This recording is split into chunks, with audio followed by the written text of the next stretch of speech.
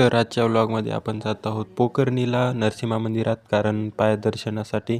तर ते आहे परभणीच्या साईडला. तर आता बघू शकता आम्ही निघालो आहोत सकाळी सकाळी, आणि आता गाडीची हवा वगैरे चेक करत आहोत, कारण हवा आहे की नाही चेक करायचे, कारण खूप दूरचा प्रवास आहे.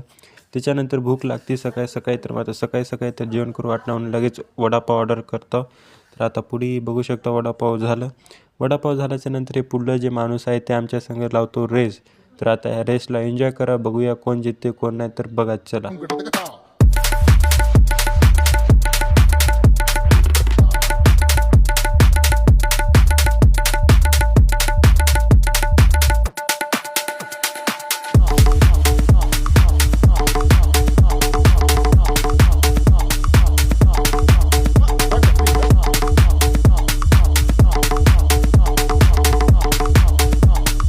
तर फायनली रेस आपण जिंकलेले आहोत. बघू शकतो ते किती भाग गेलेला आहे.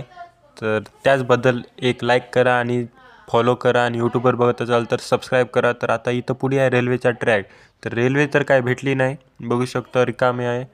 तर चांगलं झालं, म्हणजे थोडाच टाईम वाचला आमचा, कारण नाही तर रेल्वे लागली असती तर खूप टाईम गेला असता तिथं. तर आता बघू शकतो फायनली आलो आपण नरसिंह संस्थान पोकर्णीला.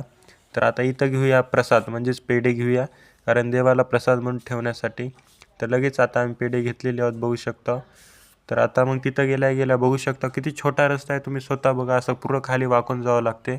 तर आता होता अंगावर बेल्ट आणि बालाजीकडं टोपी.